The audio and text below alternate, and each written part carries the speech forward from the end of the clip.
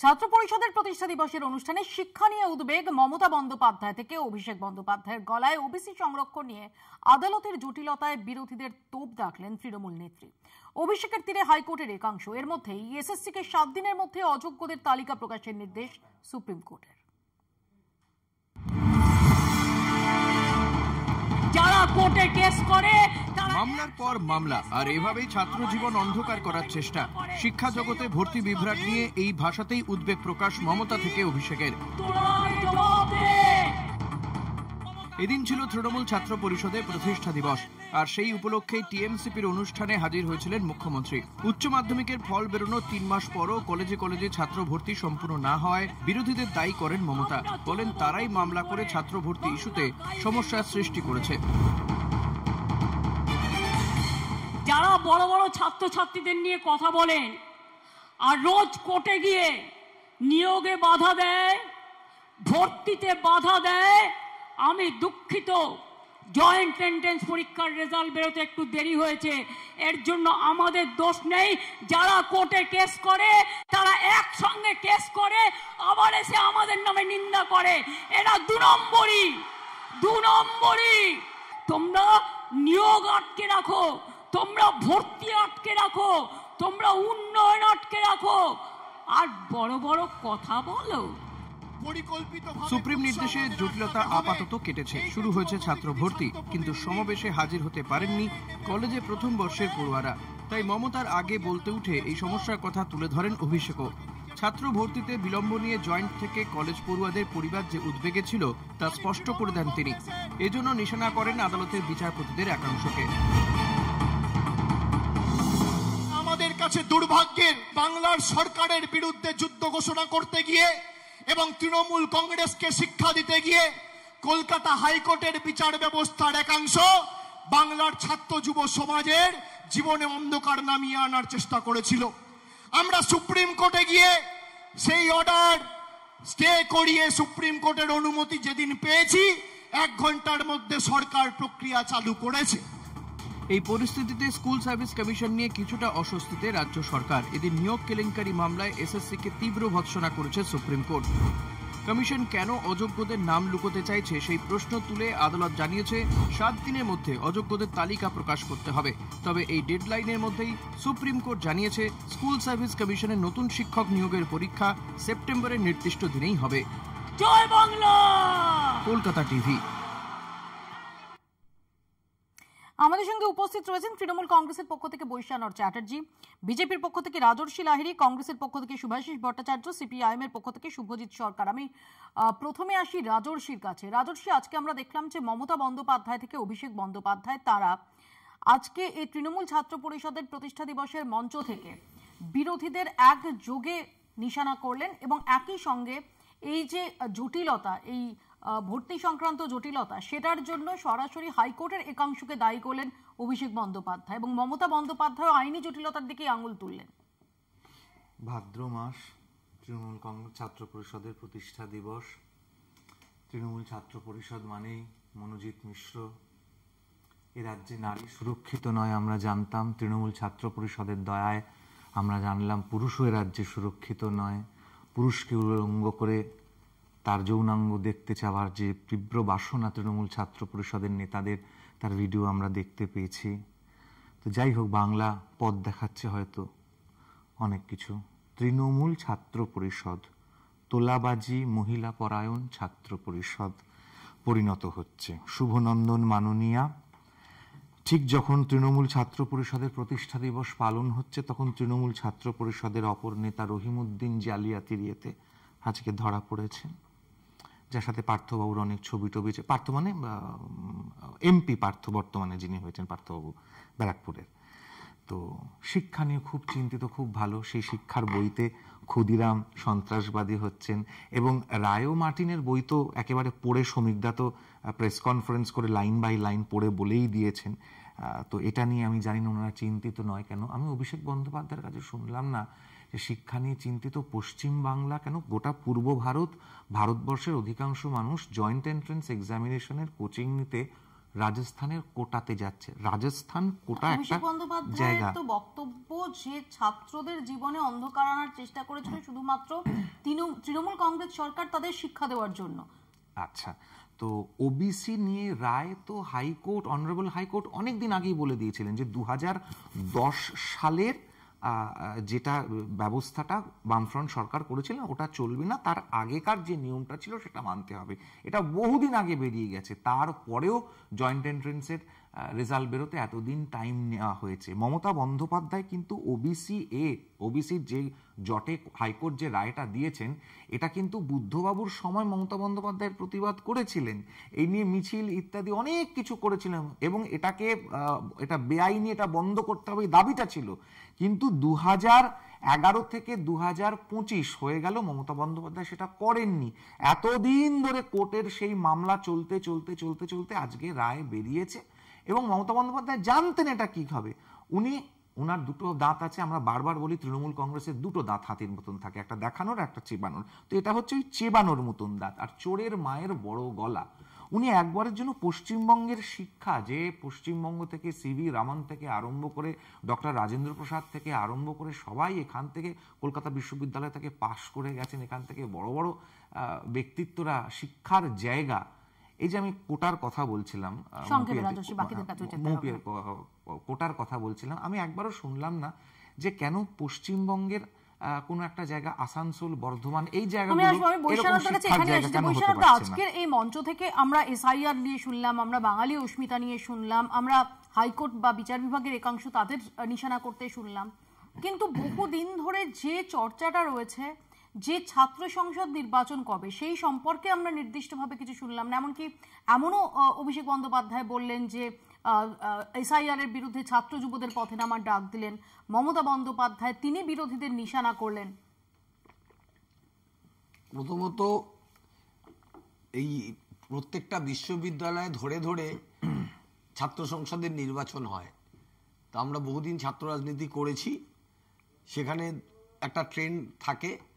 এখানে প্রথমত যে সময়টা থেকে আপনি বলছেন যে ছাত্র সংসদের নির্বাচন হয়নি, সেটা তারপরে একটা বড় সময় চলে গেছিল আপনার কোভিড-19 জন্য।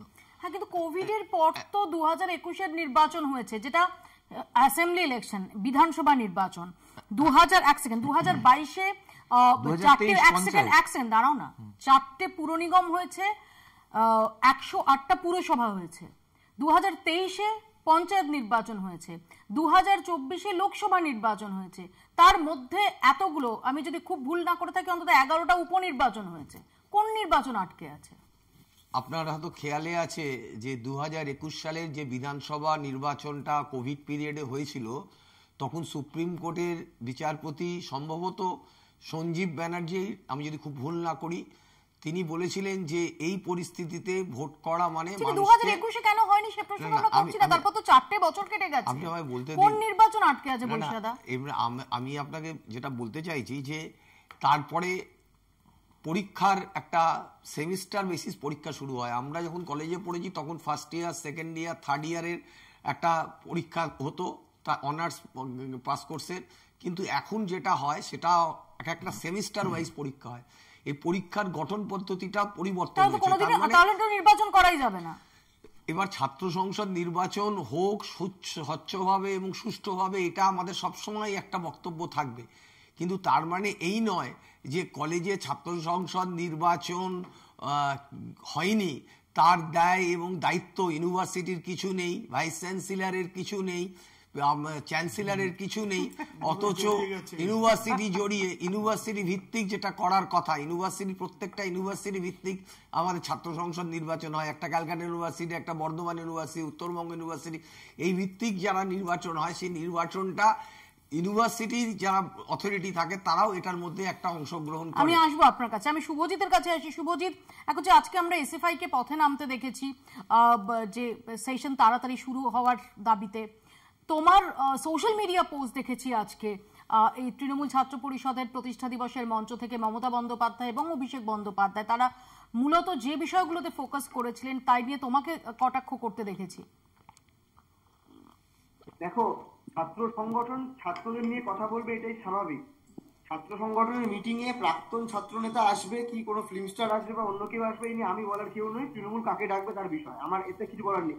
কিন্তু আমরা যারা ছাত্র রাজনীতি করি, আমাদের বিরোধী ছাত্র সংগঠন হতে পারে, কিন্তু তারা যে ছাত্র সমাবেশ করছে নিশ্চিতভাবে তাদের একটা সেন্টিমেন্ট এখানে জড়িয়ে রয়েছে। তারা স্বাভাবিকভাবে একটা ছাত্রদের নিয়ে আলোচনা করবে, ছাত্রদের নিয়ে কিছু কথা বলবে, এটাই এক্সপেক্ট করে থাকে যারা এই ক্যামেরার দিকে তাকিয়ে থাকে বা বোঝার চেষ্টা করে। কারণ গণতন্ত্রে, সংসদীয় রাজনীতিতে তো আমাকে অপোজিশনের কথাও শুনতে হবে, বিরোধীদের কথাও শুনতে হবে, আমি কি করে যুক্তি সাজাবো। সেখান থেকে আমরা একটা বক্তব্য ছাত্র সংগত শুনলাম। 2, এসআইআর থেকে শুরু করে যে একাধিক ইস্যু কথা বলা হয়েছে, নিশ্চিতভাবে এগুলো গুরুত্বপূর্ণ ইস্যু, কিন্তু এগুলো ছাত্রদের প্রাইমারি ইস্যু কোনোদিন হতে পারে না। ছাত্রদের প্রাইমারি ইস্যু হচ্ছে ভর্তিতে দেরি হচ্ছে, কলেজে তারা ক্লাস করতে যেতে পারছে না। ছাত্রদের প্রাইমারি ইস্যু শিক্ষার খরচ বাড়ছে। ছাত্রদের প্রাইমারি ইস্যু একটা সেফ ক্যাম্পাস যেখানে ছাত্র সংসদ নির্বাচন নিয়মিত হবে। এখানে বৈষম্য রয়েছে, বৈষম্য আমি জানি না ইচ্ছাকৃতভাবে ভুল তথ্য দিচ্ছে নাকি মানে জানে না। আমি বৈষম্য যথেষ্ট রেসপেক্টেড একজন ছাত্র নেতা ছিল এক সময়কার, তৃণমূল ছাত্র পরিষদ বা ছাত্র পরিষদের নেতা ছিল। আমি যেহেতু জানি, আমার যেহেতু বোঝাপড়া, আমার এই পিরিয়ডটায় পড়াশোনা করা, 2017 সালে আমি MA ফার্স্ট ইয়ারে পড়ছি। 2017 সালে শেষ যখন ছাত্র সংসদ নির্বাচন হচ্ছে 31শে জানুয়ারি প্রেসিডেন্সিতে, এবং ওই আশপাশ সময় ধরে অন্যান্য college, Calcutta university, Bardhaman university বা রাজ্য জুড়ে যে নির্বাচন হয়েছিল, তার পরবর্তীকালে তার হিসেব মতো 2018 সালে নির্বাচন হওয়ার কথা। 2018 সালে কিন্তু কোনো কোভিড ছিল না। 2018তে নির্বাচন হয়নি, 2019-এ নির্বাচন হয়নি, 2019-এও কোনো কোভিড ছিল না। 2020 সালে যে কোভিডের কথা আমি ধরেও নি, ছাত্র সংঘ নির্বাচন হওয়ার কথা জানুয়ারি, ফেব্রুয়ারি মাসে। তার মানে 3 বছর কোভিডের কোনো গল্প নেই, 3 বছর ছাত্র সংসদ নির্বাচন। আমি আসবো তোমার কাছে, আমি সুভাষিস দার কাছে আসছি। সংক্ষেপে প্লিজ শুভজিৎ, আমাকে সবার কাছে যেতে হবে। এর একটা দিক রয়েছে, যে দিকটা কেন হাইলাইট করা প্রয়োজন। তার পরবর্তীকালে আমাদেরকে কিন্তু কোর্টে যেতে হলো, যে অবৈধ ইউনিয়ন গুলো চলছিল, অবৈধ ইউনিয়নের গেটে তালা দেবে। আমার কথা, ছাত্র সংসদ নির্বাচন হবে, তারপরে ছাত্র সংসদের অফিস থাকবে, সেই অফিসে যারা নির্বাচিত তারা বসবে, সেটা শাসক হতে পারে, বিরোধী হতে পারে, যাই হোক সবাই মিলিয়ে ছাত্র সংসদ নির্বাচন চলবে, ছাত্র সংসদ চলবে। কিন্তু এখন যেটা দাঁড়িয়েছে ছাত্র রাজনীতি বা ছাত্র সংসদ, আমার দেখে খারাপ লাগে যে ছাত্র রাজনীতি বিষয়টাই একটা উল্লসিত জায়গা। সুভাষিস দা, মৌপিয়া 1954 সালে যখন ছাত্র পরিষদ গঠিত হলো, সেই সময় আমাদের ফ্ল্যাগে ছিল শিক্ষার প্রগতি, সংঘবদ্ধ জীবন, দেশপ্রেম। সেই 1998 সালে যখন তৃণমূল কংগ্রেস হলো, পুরো ফ্ল্যাগটা নিয়ে নিল এবং সেই যে ক্যাপশন ছিল সেগুলো নিয়ে নিল।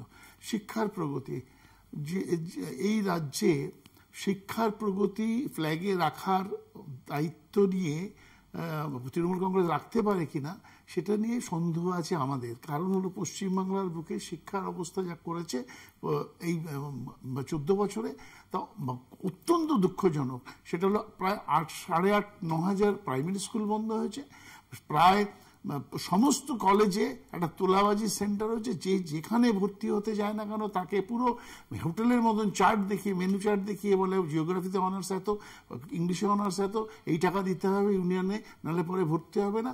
এবং দ্বিতীয় কথা হলো, তৃণমূল ছাত্র পরিষদের জন্মদিন আজকে, এটা নিয়ে অনেক বিতর্ক আছে। আজকের ডেটে ভিসিকে, কলকাতার ভিসিকে বলা হচ্ছে, ভাইস চ্যান্সেলর শান্তা দত্ত দে মনে হয়, তাকে বলা হচ্ছে যে ছুটি দিন, 28শে আগস্ট আছে, পরীক্ষা বন্ধ রাখুন।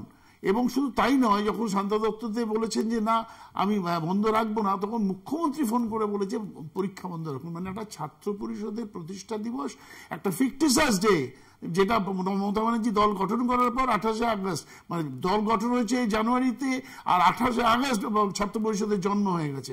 এইবার ঘটনা যেটা হয়েছে, যখন কিনা মুখ্যমন্ত্রী বলেন কোনো ভিসিকে যে আপনি ছুটি দিন, আমাদের প্রতিষ্ঠা দিবস পালন করতে হবে, তখন সেই ভদ্রমহিলা এই স্টেজ থেকে অন্য কিছু বার্তা দিতে পারবে না। শিক্ষার বার্তা দিতে গেলে পরে যারা যোগ্য টিচার তারা বাইরে বসে রয়েছে, যারা অযোগ্য তারা চক পেন্সিল নিয়ে ঘুরে বেড়াচ্ছিল। এখানে রাহুল সিনহা তিনি কি বলছেন শোনাবো।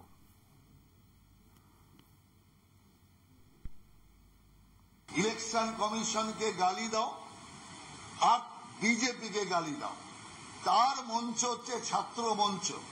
সেই কারণে ছাত্রদের ভবিষ্যৎ, ছাত্রদের উন্নয়ন, এই রাজ্যের শিক্ষার প্রসার, এই রাজ্যের শিক্ষাকে আরো এগিয়ে নিয়ে যাওয়ার ব্যবস্থা, কলেজ স্থাপন, ইউনিভার্সিটি স্থাপন কিচ্ছু নেই। শুধু একদম গদ ধরা বিজেপি আর ইলেকশন কমিশনকে গালিগালাজ আর কিছু এজেন্সিকে গালিগালাজ। এটাই হচ্ছে তৃণমূলের এই মিটিং এর মূল উদ্দেশ্য। আমরা সেই কারণে মনে করি যে এই মিটিংটা যে ছাত্রদের মিটিং এটা বোঝবার উপায় নেই মুখ্যমন্ত্রী এবং তার ভাইপোর বক্তৃতা থেকে। বৈশাখ আপনি শুনলেন রাহুল সিনহা, তিনি অভিযোগ করছেন যে ছাত্রদের একটা কর্মসূচি সেটা বোঝার উপায় নেই। দুই হচ্ছে যেটা একটু আগে শুভাশিস দা যেটা মেনশন করলেন যে আমরা আজকেই রেখেছি যে এসএসসি কে নিয়ে বেশ কড়া অবস্থান সুপ্রিম কোর্টের, এবং যেখানে বলা হয়েছে যে 7 দিনের মধ্যে যোগ্য অযোগ্যদের তালিকা দিতে হবে, অযোগ্যরা যদি কোনোভাবে পরীক্ষায় বসে তাহলে তার ফল ভালো হবে না।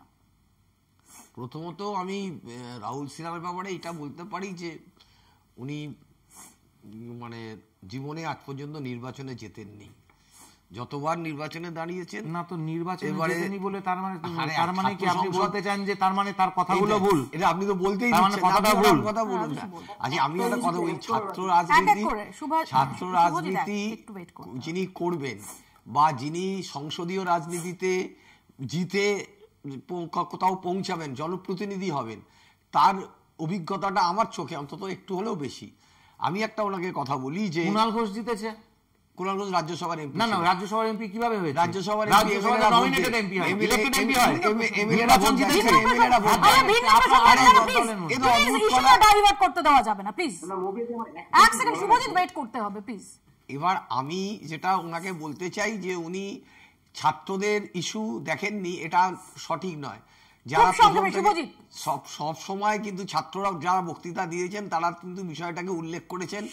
আপনাদের সেই পুরো মিটিংটাকে নজর রাখতে হবে। আমি একটা কথা বলি যে বৈশাখা যে বলছিল না যে ইউনিভার্সিটি কেন্দ্রিক নির্বাচন হয় এবং ইউনিভার্সিটির হাতে এই পুরো বিষয়টা, এটা কিন্তু একেবারেই ঠিক নয়। তার কারণ হচ্ছে একাধিকবার যখন এই ছাত্র সংসদ নির্বাচনের ক্ষেত্রে বিশ্ববিদ্যালয়গুলোতে যাওয়া হয়েছে, ভাইস চ্যান্সেলররা একদম স্ট্রিক্টলি একটা কথা বলেছে, যেদিনকার সরকার নোটিশ করবে ছাত্র সংসদ নির্বাচন করাতে পারো আমরা সেদিন পরের দিনই ডেট দিয়ে দেবো। দুই, একটা কথা এখানে উঠে এলো যে বিজেপি বিরোধী কথাবার্তা তৃণমূলের স্টেজ থেকে বলা হয়েছে, তাই নাকি। আচ্ছা, ছাত্রদের যখন সমাবেশ, তার মানে ছাত্রদের সমাবেশ মানে বিজেপি যে ছাত্রদের বা শিক্ষা সংক্রান্ত যে বিষয়গুলো নিয়ে আনছে, যেগুলো শিক্ষা ঠিক হচ্ছে বলে মনে হচ্ছে না, তাহলে তার বিরোধিতা করা উচিত। মমতা বন্দ্যোপাধ্যায়ের মুখে আমি একবারও শুনেছেন শিক্ষায় গৌরীকরণের কথা, একবারও জাতীয় শিক্ষানীতি নিয়ে কথা হয়েছে, একবারও এলওসিএফ যে নতুন আইন কেন্দ্রীয় সরকার নিয়ে এসছে এই কথাই না আগে সমাবেশ ছিল। দেখো আমার বক্তব্য একটাই পরিষ্কার যে স্টুডেন্টসদের কথা স্টুডেন্টরা বলবে, ছাত্র পরিষদ হয়েছে।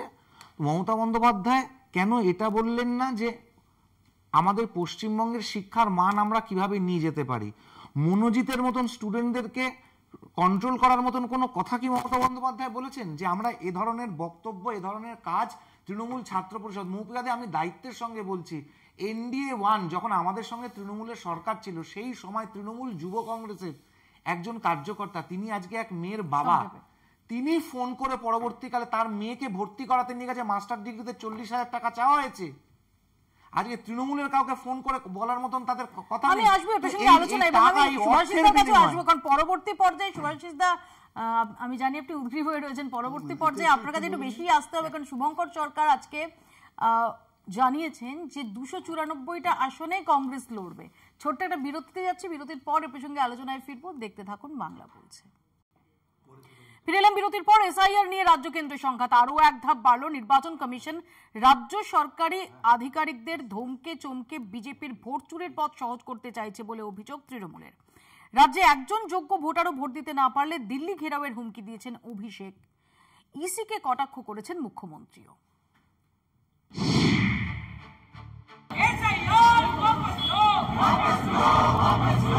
এসআইআর নিয়ে বিতর্ক চলছে, এবার সংঘাত বাড়ল আরো এক ধাপ। 27শে অগস্ট নবান্নে একটি চিঠি পাঠিয়েছে নির্বাচন কমিশন। 8 মাস আগে এমন চিঠি পাঠানো নজিরবিহীন বলে দাবি করেছেন তৃণমূল সাংসদ মহুয়া মৈত্র। এদিন টিএমসিপির অনুষ্ঠান থেকে এ ব্যাপারে কমিশনকে তীব্র আক্রমণ করেন মুখ্যমন্ত্রী মমতা বন্দ্যোপাধ্যায়। তিনি বলেন ললিপপ খাওয়া ছোটদের মানায়, বড়দের নয়। আর ইলেকশন কমিশনের চেয়ারটাকে আমি রেসপেক্ট করি, কিন্তু আমি জানেন তো বাচ্চারা ললিপপ খেলে মানায়, কিন্তু বড়রা যদি ললিপপ খায় কোনো পার্টি হয়ে সেটা মানায় না। গতকাল 27শে অগস্ট আমাদের সিইও ওয়েস্ট বেঙ্গল তিনি সমস্ত আমাদের বিডিও ইআরও যারা ইলেকশন ডিউটিতে থাকবে তাদের একটা চিঠি পাঠিয়েছেন। এই হচ্ছে এই কাগজটা আমি পড়ে আশ্চর্য হয়ে গেলাম। এটা রীতিমতো আমাদের ইআরও ভিডিও যারা WBCS অফিসার যারা ইলেকশনের কাজটা করে তাদের রীতিমতো ধমকানো। বিজেপি নেতাদের দুর্নীতির ভান্ডার ফাঁস করার হুমকি দিয়েছেন মমতা বন্দ্যোপাধ্যায়। ভান্ডারা কিন্তু আমাদের কাছেও আছে, যেমন লক্ষ্মীর ভান্ডার আছে তেমনি আপনাদের দুর্নীতির ভান্ডারাও আছে, খুলে দেব, ফাঁস করে দেব। অন্যদিকে কমিশনকে হুঁশিয়ারি দিতে ছাড়েননি অভিষেক বন্দ্যোপাধ্যায়ও। একজন বৈধ ভোটারও যদি ভোট থেকে বঞ্চিত হয় তাহলে 10 লক্ষ লোক নিয়ে দিল্লির নির্বাচন কমিশনের দপ্তর ঘেরাও করা হবে বলে হুমকি দিয়েছেন তিনি। যারা SIR করে আমাদের মৌলিক অধিকার কেড়ে নিতে চাইছে তাদের বিরুদ্ধে ছাত্র যুব রাস্তায় নামবে না। যারা আমার ভোটের অধিকার আমার কেড়ে নিতে চাইছে তাদেরকে বাংলা আগামী 26 সালে যোগ্য জবাব দেবে না। সংবিধান প্রত্যেকটা ভারতীয়কে তার মৌলিক অধিকার দিয়েছে। আজকে ভারতীয় জনতা পার্টির সরকার সেই মৌলিক অধিকার কেড়ে নিতে চাইছে। এসআইআর নিয়ে কেন্দ্রের সঙ্গে সরাসরি সংঘাতে নামলেও সরকারি কাজ এগিয়ে নিয়ে যেতে চুপ করে বসেনি নবান্ন। গতকালই জেলাশাসক ও কয়েকটি দপ্তরের সচিবদের নিয়ে বৈঠক করেন মুখ্য সচিব মনোজ পান্ত। ইআরও আর এআরও নিয়োগ যাতে সব জায়গায় দ্রুত সেরে ফেলা যায় সেই নির্দেশও দিয়েছেন তিনি। কলকাতা টিভি। রাজর্ষি, আজকে আমরা দেখলাম যে 27 তারিখের যে চিঠি, যেটা সমস্ত বিডিও ইআরও এইআরওদের উদ্দেশ্যে রাজ্যের সিইওর তরফ থেকে, সেটাকে নিয়ে তৃণমূল কংগ্রেস অভিযোগ করছে যে রীতিমতো থ্রেটনিং করা হচ্ছে, ধমকে চমকে তাদের বিজেপির হয়ে কাজ করানোর চেষ্টা করা হচ্ছে। মৌপিয়াদি, এই ললিপপের কথাটা শুনলাম, আমি জানি না এই ললিপপের ব্যাপারটা মমতা বন্দ্যোপাধ্যায় রাজীব কুমার, রাজীবা সিনহা, আলাপন বন্দ্যোপাধ্যায়কে মিন করে বললেন কিনা। কারণ ওই কাকে জানি সান্ধ্যকালীন একটা উৎসবে আমরা বাণিজ্য পরিবারের সঙ্গে বসতে দেখি, যদি ওটা নিয়ে এখানে মেনশন করে দেওয়া উচিত যে ওই ছবিটি যার সঙ্গে বলে চালানো হচ্ছিল সেটি প্রকৃত অর্থে তার ছিল না বলে দাবি করা হয়েছে। যাই হোক, কিন্তু আমরা তো পঞ্চায়েত নির্বাচন তো আমরা দেখেছি কিভাবে কোন ললিপপটা কে কাকে দিয়েছে। মুখ্যমন্ত্রী রাজীব কুমারের জন্য কিভাবে ধর্নায় বসেছেন, এগুলো আমরা দেখেছি, এগুলো নতুন কিছু নয়। আর এই যে অভিষেক বন্দ্যোপাধ্যায় যে বললেন সংবিধান অধিকার দিয়েছে, লাভলি খাতুন, বাংলাদেশি লাভলি খাতুনকে সংবিধান কি করে অধিকার দিয়েছে তৃণমূল কংগ্রেসের প্রার্থী হয়ে, ক্যান্ডিডেট হয়ে পঞ্চায়েতে দাঁড়িয়ে পঞ্চায়েতের নির্বাচন লড়ে মেম্বার হওয়ার, এটা না আমার জানা নেই। এইটা যদি একটুখানি মমতা বন্দ্যোপাধ্যায় বলে দেন। আসলে বিজেপি তো সবকিছুর মধ্যে একটা বিভাজনের রাজনীতি দেখাতে চায়। ওনারা উল্লেখ করার সময়ও দেখবেন একটা নির্দিষ্ট এজেন্ডা নিয়ে ওনারা সবকিছু উল্লেখ করেন। মূল জায়গাটা হলো যে একজন বাঙালির, আমি যেটা অভিষেক বন্দ্যোপাধ্যায় বলেছেন যে একজন বাংলার মানুষের নাম যদি অন্যায়ভাবে বাদ দিয়ে দেওয়া হয় তাহলে আমরা এটার বিরুদ্ধে আন্দোলন করব, ইলেকশন কমিশনের আমরা যাব। ইলেকশন কমিশনের কাছে লাভলি খাতুনকে আপনি মনে করেন? লাভলি খাতুনকে আপনি মাঝপথে বললে তো আপনি যখন বলেন আমরা তো কেউ বলি না, দর্শককে বলুন না লাভলি খাতুন ব্যাপারটা কি। আপনি তো ঝগড়ার মধ্যে চলে যান। আপনাদের প্রবলেমটা হলো যে আপনারা টার্গেট করবেন যে কি করে, আমরা কেন টার্গেট করব? আপনারা বাংলার মানুষকে একটা ভাগ করার চেষ্টা করেছেন, ধরিয়ে দিচ্ছি আপনাদেরকে। শুধু আপনারা তো চেষ্টা করেছেন বাঙালিদের আপনারা বাঙালি ডেফিনিশন কি, সংজ্ঞা কি? আপনারা যে বাঙালি সংজ্ঞাটা, বাংলায় যারা বসবাস করে, যারা বাংলা ভাষায় কথা বলে, তাদের যদি আপনি বাংলাদেশের লোকেরা কথা বলে, বাংলাদেশে আপনি শেখ মুজিবুর রহমানের খুনি এত বছর 30 বছর কলকাতায় লুকিয়ে ছিল, কি করে কথা বলে? অনেক প্রসঙ্গ আছে, অনেক প্রসঙ্গ আছে। আপনারা অসমের মুখ্যমন্ত্রী বলেছেন বাংলা ভাষায় কথা বলে তাকে বাংলাদেশি বলে। আপনি উড়িষ্যার লোকে আপনাকে দিল্লিতে হ্যাকেল করেছেন, আমার এখানে এসে বাঙালিদের কথা বলছেন।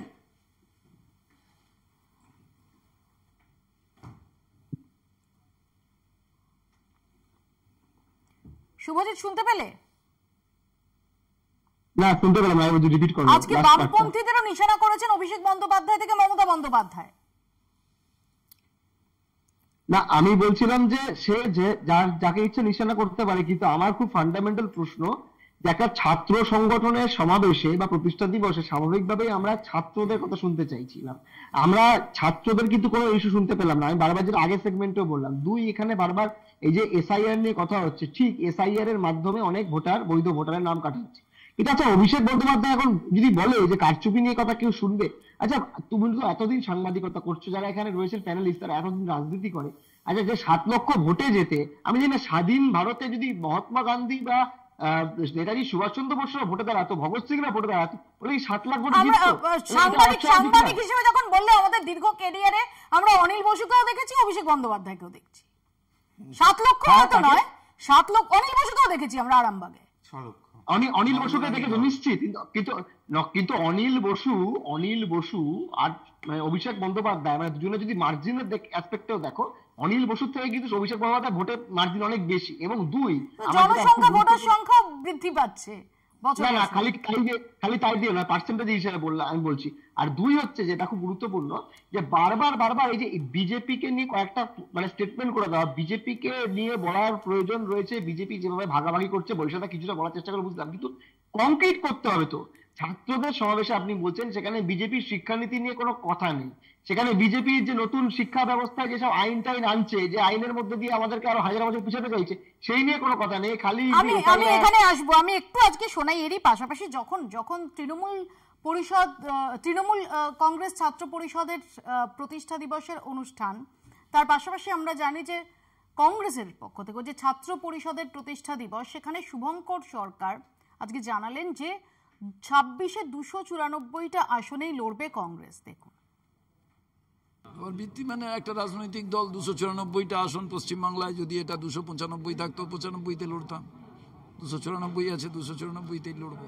আগেও নির্বাচনে বামেদের সঙ্গে জোটের বিষয় একটা আসন সমঝোতা তৈরি হয়েছিল, 2026-এ কি সেরকম কোনো আমাদের তো জোট ছিলই, জোট আছেও তো, কিন্তু প্রশ্ন হচ্ছে যে আমার দলকে আমি সংগঠিত করব, 294টাই লড়বো। কাল বাদে পরশুদিন জোট রাজনীতি আজকে একটা বাধ্যবাধকতার জায়গায় বহু জায়গায় এসছে, পরিবর্তিত পরিস্থিতিতে কোথায় গিয়ে দাঁড়াবে কি আলাদা ব্যাপার, কিন্তু এখন তো প্রত্যেকটি কেন্দ্রকেই আমার সাংগঠনিক দিক থেকে তো শক্তিশালী করতে হবে, এটাই তো স্বাভাবিক, সেই কাজটিই আমি করছি। শুভঙ্কর সরকার দীর্ঘদিন ধরে সাংগঠনিক রাজনীতিতে যুক্ত রয়েছেন, সম্পৃক্ত রয়েছেন, কাজে তিনি একজন সংগঠক হিসেবে এই কথাটা বলবেন, এটা স্বাভাবিক। কিন্তু সাংবাদিকের ওই একটু কুটিল মন, আসলে কি কোথাও সমঝোতা বা জোট নিয়ে আপনারা কনফিউজড আছেন, যে কারণেই দড়ি মাছ না ছুঁই পানি করে 294 এর কথা বলতে হচ্ছে? রাজ্য কংগ্রেসের সভাপতি শুভঙ্কর সরকার একটা কথা বলেছে, সেটা হলো পরিবর্তিত পরিস্থিতি কি দাঁড়াবে তার উপর সিদ্ধান্ত নেওয়া হবে। আপাতত আপাতত যেটা ইম্পর্টেন্ট, শুভঙ্কর সরকারের কথা তো প্রতিফলিত হয়েছে, আমরা 294টা আসনই শক্তিশালী করছি সংগঠনকে। আমি মানে অন্য জায়গায় আসি, যেটা এক্ষুনি হচ্ছিল লাভলি খাতুনের কথা বলছিল। না আমি লাভলি খাতুন আপনি পরে যাবেন, আপনি এই প্রসঙ্গে আসুন। আজকেও আমরা দেখেছি, এক সেকেন্ড, লাভলি খাতুনের ওই সিলেবাসে এখন যেতে হবে না, আপনি এই সিলেবাসে আসুন। আমরা আজকেও দেখেছি যে বিহারে যে রাহুল গান্ধীর যাত্রা হচ্ছে, সেখানে তেজস্বী থেকে শুরু করে দীপঙ্কর ভট্টাচার্য সবাইকে দেখা যাচ্ছে। এখানে ইকুয়েশন কি হবে? নাকি আপনারা সেটা নিয়ে এখানে সিপিএম এর সাথে যখন আমাদের বামেদের সাথে যখন জোট ছিল, তখন কেরালায় কংগ্রেস ছিল, মানে সেই সময় আমরা লড়েছি, লড়েছি যে সময়, আমি বলছি যে সময় লড়েছি আমরা একসাথে, এক্স বানাইনি, আমি বলছি যে সময় আমরা লড়েছি সেই সময় তো কেরালাতে আমরা মানে এখানে একসাথে লড়ছি, কেরালাতে আমরা বিরোধিতা করছি। সুতরাং এইটা পার্সপেক্টিভের ব্যাপার আছে, যে যখন যেরকম দরকার হবে আমাদের, যে যার সাথে আমার মনে হবে তাকে ডিসলজ করতে হবে, সেইভাবে আমরা করব। কারণ এই যে রাজস্বীরা কতজনের সাথে হাত মিলিয়ে, তৃণমূলের সাথে ছিল রাজস্বীরা, অনেকের সাথে ছিল, বহুবার ছিল তৃণমূলের সাথে, আজকে তৃণমূলের সাথে কথা ওঠাতে হাসছে, কিন্তু তৃণমূলের সাথে ছিল, তৃণমূল মন্ত্রিত্ব করেছে। অটল বিহারী বাজপেয়ী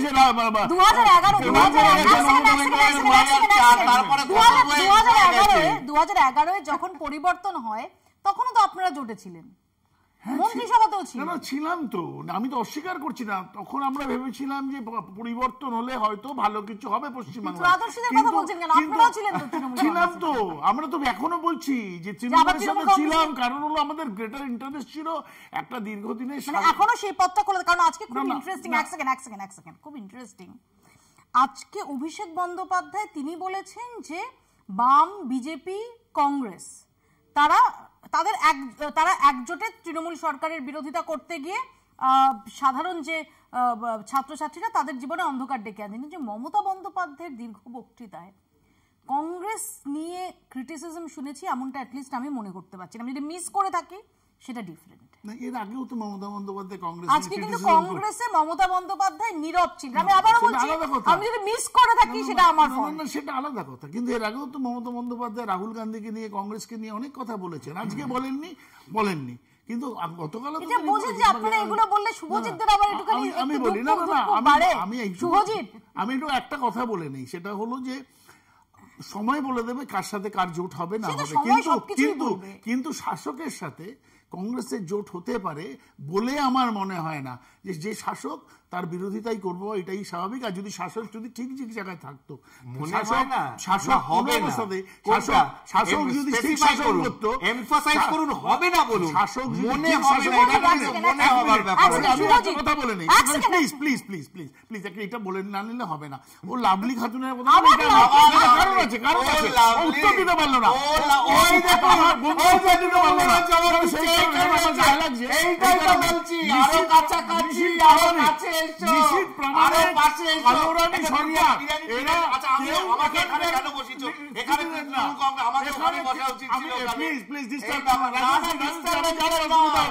আমি জানি অসুবিধা হবে, আমি জানি অসুবিধা হবে।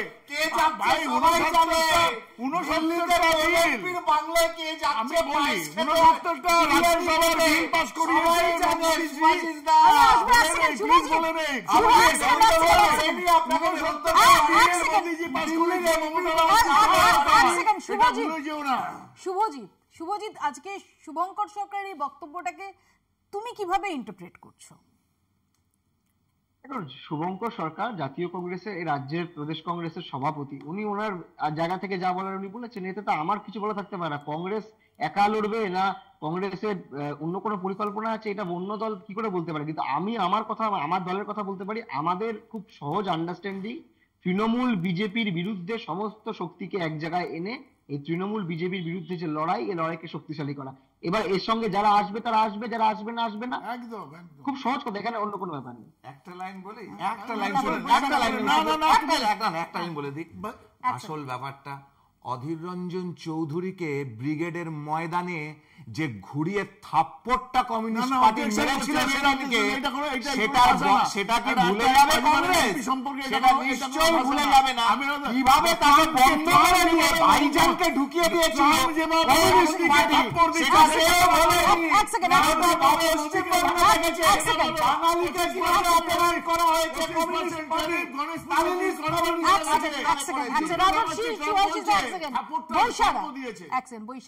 প্রবলেমটা হলো যে বৈশাদা, আজকে আমি কি ভুল শুনেছি?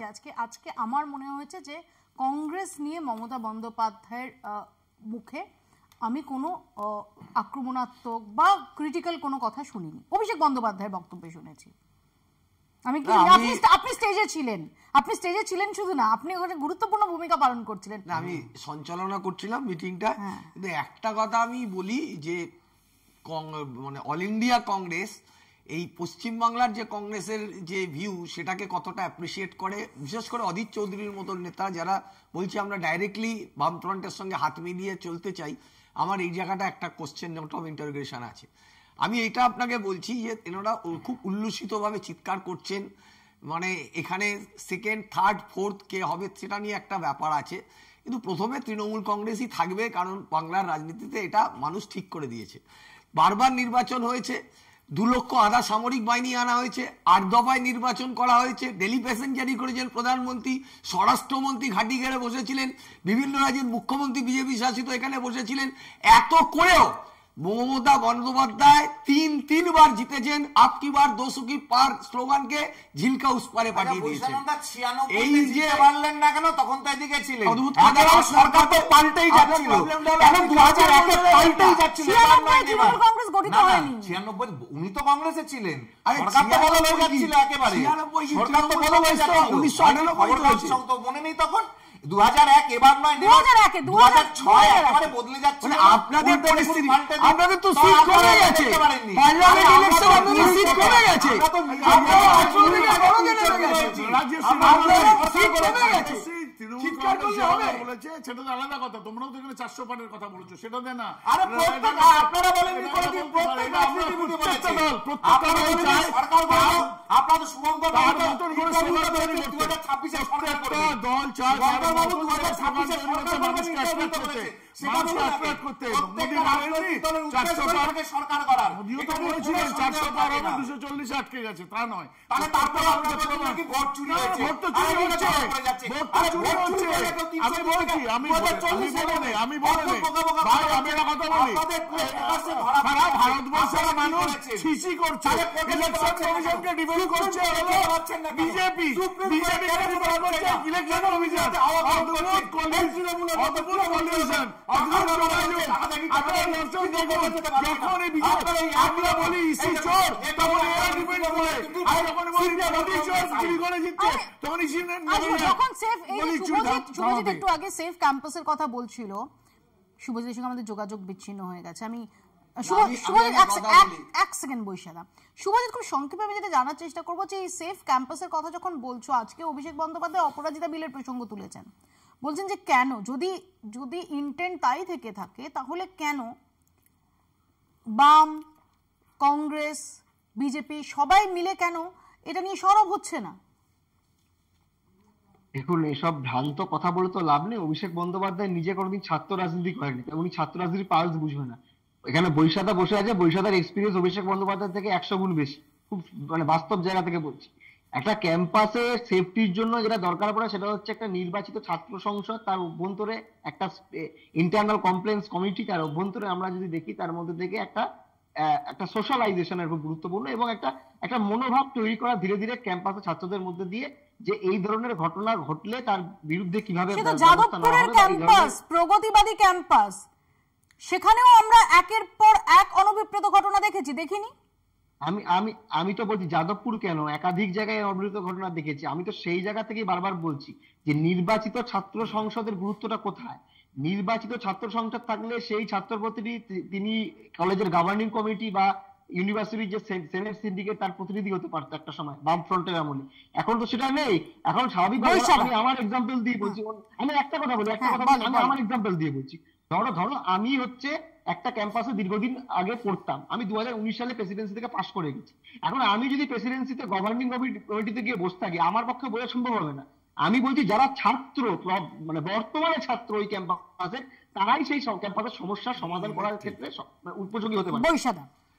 প্রবলেমটা হলো যে শুভজিৎ অনেকদিন ওই ছাত্র রাজনীতির খবর রাখে বলছে, কিন্তু ও কি জানে যে কলেজের গেটে নির্বাচন করতে গিয়ে সিপিএম এর লোকেরা সুদেব ঘটককে বাঁকুড়া খ্রিস্টান কলেজে খুন করেছিল, উলবেরিয়ায় মন্তাসির রহমানকে ইঁট দিয়ে থেতলে খুন করেছিল সিপিএম এর লোকেরা।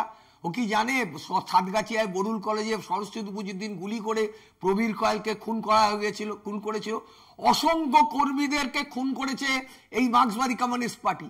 আজকে তারা গণতন্ত্রের কথা বলছে, মমতা ব্যানার্জিকে হাজরা মোড়ে মেরে মাথা ফাটিয়ে চৌচির করে দিয়েছিল সিপিএম, গার্ডেন নিচে গুলি চালিয়েছিল, তারা একটা বেহালাতে মেরেছিল, বারবার আক্রমণ করেছে মমতা ব্যানার্জিকে। আজ উনি অভিষেক বন্দ্যোপাধ্যায় সম্পর্কে বলছেন, অভিষেক বন্দ্যোপাধ্যায় একটা দলের লোকসভার দলনেতা,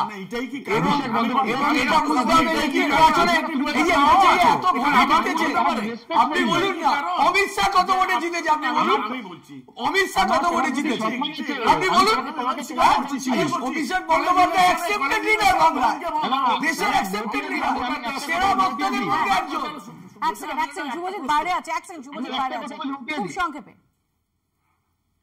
আমি খুব সহজ করে বলছি, বৈশাখা তো ছাত্র রাজনীতি করেছে, বাম আমলে করেছে, বিরোধী সংগঠন করেছে, I have respect for him.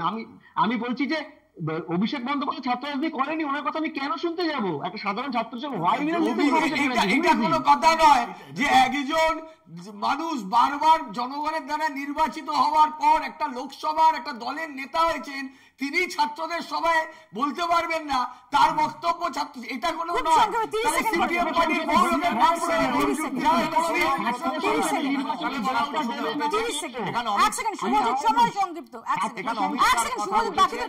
অভিষেক বন্দ্যোপাধ্যায়ের বিপক্ষে কমিউনিস্ট পার্টি থেকে আরম্ভ করে প্রতিটা বিরোধী দল যে অভিযোগ ভোট চুরির নিয়েছিল, অমিত শাহর বিরুদ্ধে কংগ্রেস মূল প্রতিদ্বন্দ্বী গুজরাটে কেউ কোনো রকম কোনো অভিযোগ কিচ্ছু করেনি। দ্বিতীয় কথা, যখন ছাত্র রাজনীতির কথা হচ্ছে তখন আমার রাজেশ তাপস কিন্তু তৃণমূল কংগ্রেসের জামানায় মারা গিয়েছে। হরিমোহন ঘোষ কলেজে যে তাপস চৌধুরীকে যে হত্যা করা হলো তৃণমূল কংগ্রেসের ছাত্র পরিষদের গন্ডগোলের জন্য, গোষ্ঠীদ্বন্দ্বের জন্য, সে কিন্তু আজকে ঘুরে বেড়াচ্ছে শেখ সুমন গাঁজা বিক্রি করছে গার্ডেন রিচ কলেজে। আর অপরাজিতা বিলের প্রসঙ্গে আমি বলছি, বিএনএস ভারতীয় ন্যায় সংহিতাতে বিএনএস এর অপরাজিতা বিলের